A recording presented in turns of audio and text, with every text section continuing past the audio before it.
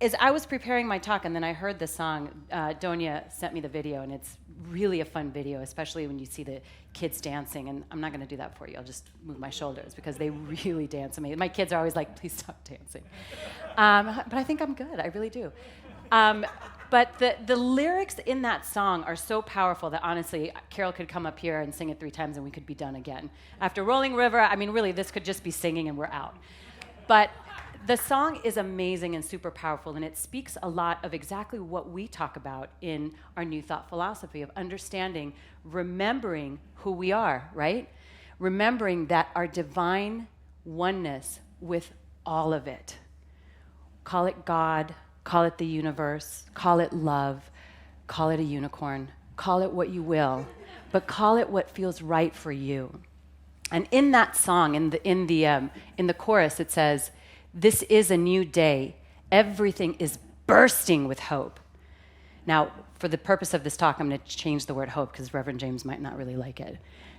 Dr. James, I'm just kidding, he would. But I'm going to change that word to potential. This is a new day. Everything is bursting with potential. Imagine that. And I believe that when the song was written, I mean, I understand, I don't think the conversation was about, this is a new 24 hours. This is a new moment. This new day is a new moment. This moment is a new day. And this moment is a new day. And this moment is a new day. And every single one of those moments possesses everything bursting with potential. This moment right now where I'm standing from is bursting with potential.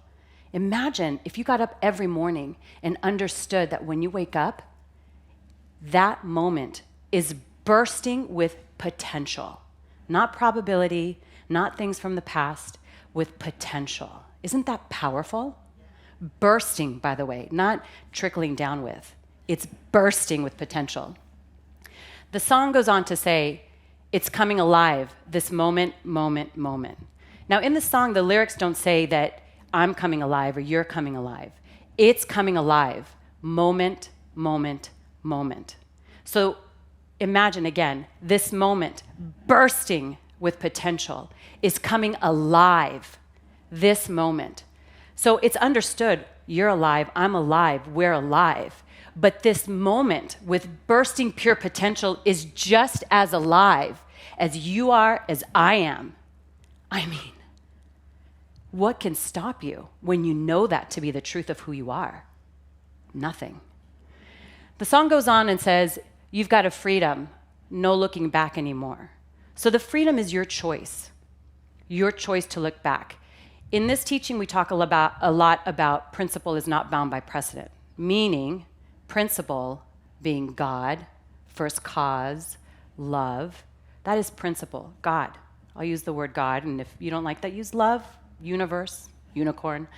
And understand that that being first cause is not bound by any of your past.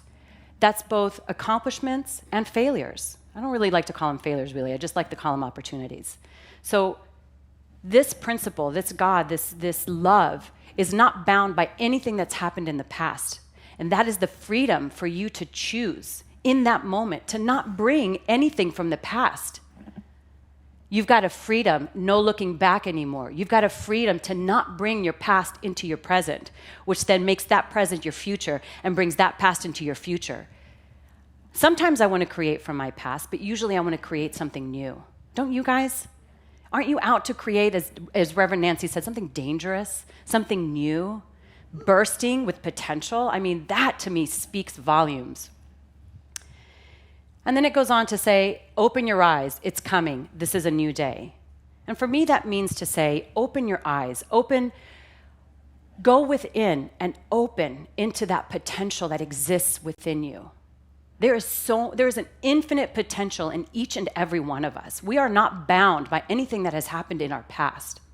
We are free to choose anything that we want, anything. I mean, you look at people like Oprah Winfrey and Jeffrey Bezos and Carlos Slim. I mean, these amazingly rich people, Richard Branson, who, they're so-called, they can do whatever they want, right? They've got so much money, and yet they're being called to do more. I mean, they want to go to space. Imagine. That is the potential that we all have right now to move into any space that we desire, because we choose it in the moment, in that potential, understanding that we are bursting with potential, bursting in this moment with potential. Yeah, that's right. I love this teaching and embracing that part of myself. I can't say that I'm always standing in that knowing. And when I do, I feel so incredibly powerful. But there are certain things, certainly driving down the 101 during traffic can absolutely knock me off of my potential. So I love remembering who I am at all times, And this is why I really came into this teaching, to get away from anything that was in my past that was leading me into the past and living from the past and having a hamster wheel of past events that no longer served me. And coming into this teaching to get to, I am God.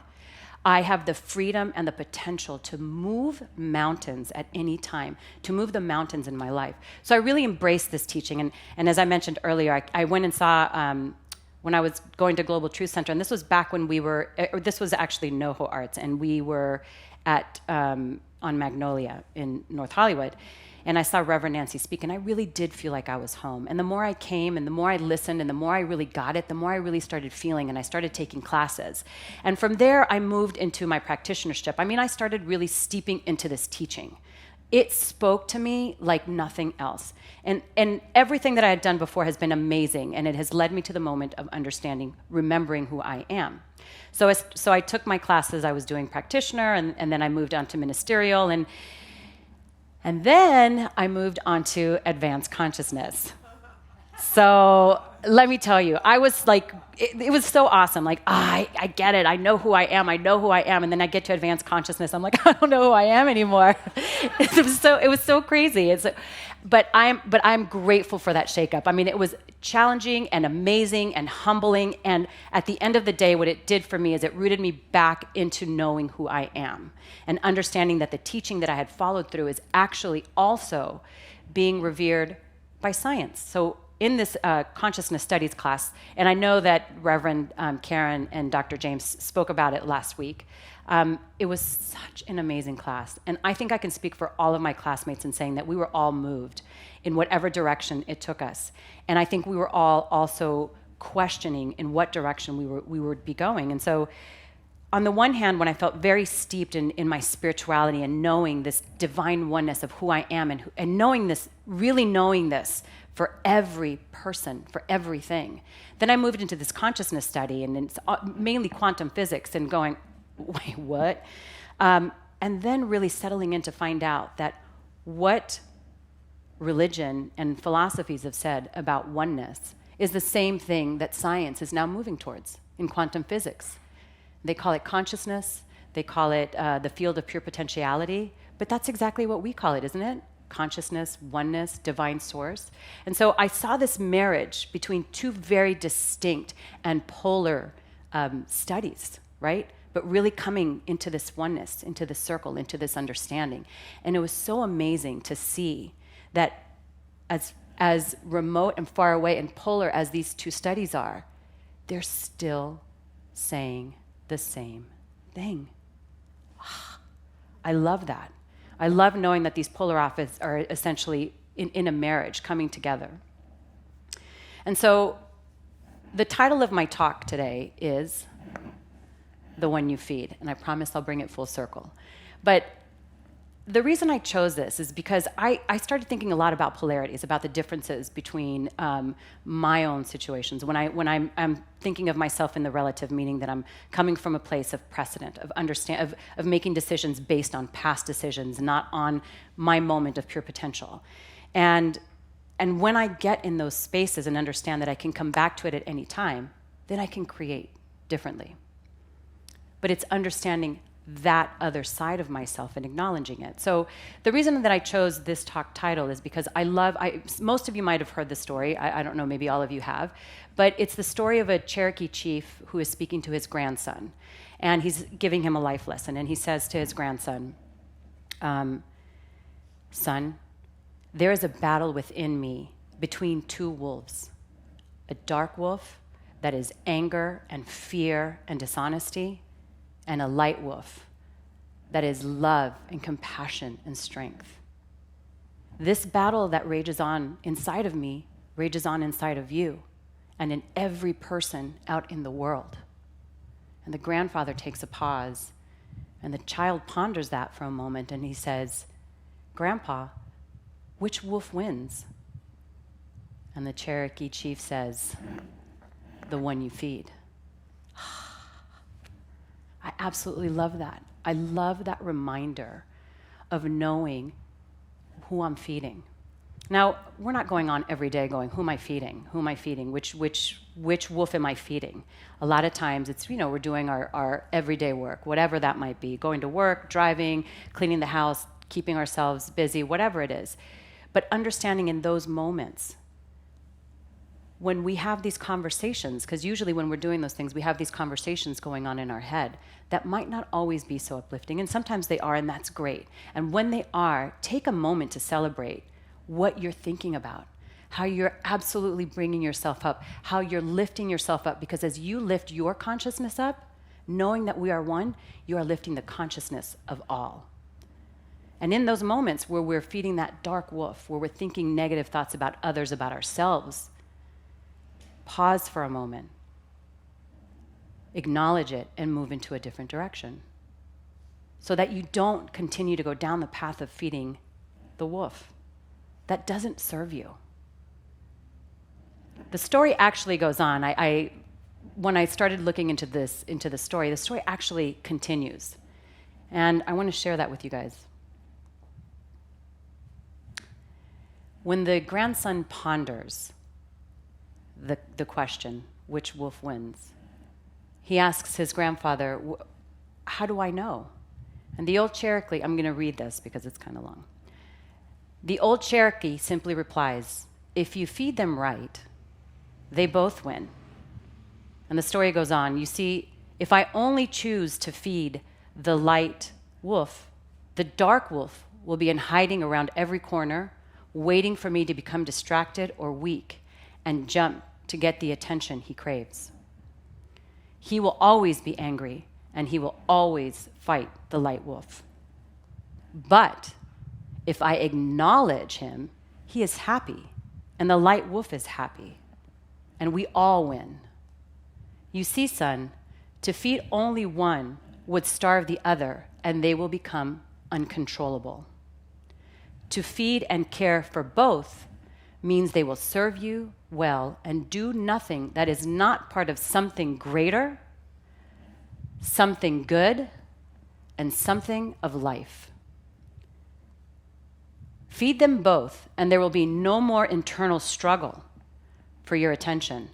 And when there is no battle inside, you can listen to those voices deep within that know, that guide, that help you to choose the right moment at every circumstance. Peace, my son, is the Cherokee mission in life. A person who has peace inside has everything. A person who is pulled apart by a war inside themselves has nothing. The Cherokee chief ends by saying, how you choose to interact with opposing forces within you will determine your life. Starve one, starve the other, or guide them both. Wow. Right? Because in this teaching, what we really know is that everything is God. There's not love and compassion and strength. That's God. And hate and anger and fear. That's actually not God. That's not true at all. It is all the experience of God. It's kind of like a thermometer, it can be at 50 or it can be 150, depending on the heat. And so that experience can be at a low vibration or at a high vibration. And that's what this story is saying. This story is saying exactly this is why I love this image that Alex so beautifully designed. Because you see the wolf, and you see the woman, and then you see that third eye in the middle that they share. And you have to understand that you are sharing all of your experiences, all of your feelings, and they are all the experience of God. They are all the experience of love. They're all the experience of life. And so in that sharing, knowing that when you acknowledge when those feelings, I don't ever believe that you have to go, oh my God, I'm having a bad feeling. Oh my God, I'm feeling horrible about everybody. I better start thinking about something new. I better start thinking about something new. Well, you just exactly what the Cherokee chief said is that you're ignoring that, and it will just hide and lurk until it gets the attention that it wants. But if you stare at the fear, the doubt in the face, and take a moment to understand where that's coming from, what belief is underneath there, acknowledging exactly where it is, then you have the opportunity to move that belief, that feeling that is coming up, that's bringing that fear, that doubt, that worry, that hate, that anger, that frustration, and move it into the light. Move it into what it is that you actually do want to experience. But it's in the acknowledgement and knowing that you can do that, not turning away from it, but acknowledging it, finding within you, and sharing, going deep within into that third eye. And as that Cherokee chief says, it's when you're still and when you understand and when you acknowledge, you have that, what we call the still small voice in us, that we just can go in deeper, drop in deeper, listen from a place, and move into what is our own right action. Not the right action for everyone, but we each have a right action, whatever that may be. And that right action really is more an action in alignment with your life. And when you're in movement of an action that is in alignment with your life, again, you are moving consciousness, not just your own, but the shared consciousness, the collective consciousness of everybody that is around. One of my favorite words that I used when we were in consciousness study is undulating. I don't know how, suddenly that word became my favorite word, but that's what I think of it, is consciousness just undulating and growing and expanding and loving. And that's what we have our charge, as Joselito's meditation said so poignantly this morning, is that we have a mandate to be who we are. And that mandate is given to us because we are an original idea of God. We are an original idea of source. You are an original idea of source, as am I. We all are. And we have a mandate not to be like each other, to celebrate each other, but in that same knowing, as Reverend Nancy said, be dangerously me. I have a mandate to be dangerously me, and as do all of you. And that's the beauty, that's the life, that's the new day. That is the bursting of potential that happens when you know exactly who you are and move from that place at all times, especially when you think you can't, because you actually can.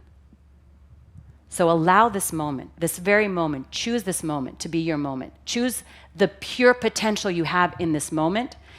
Go from this moment. Allow the infinite potential to rise through you, and pick whatever you choose, having the mandate of being who you are. Namaste.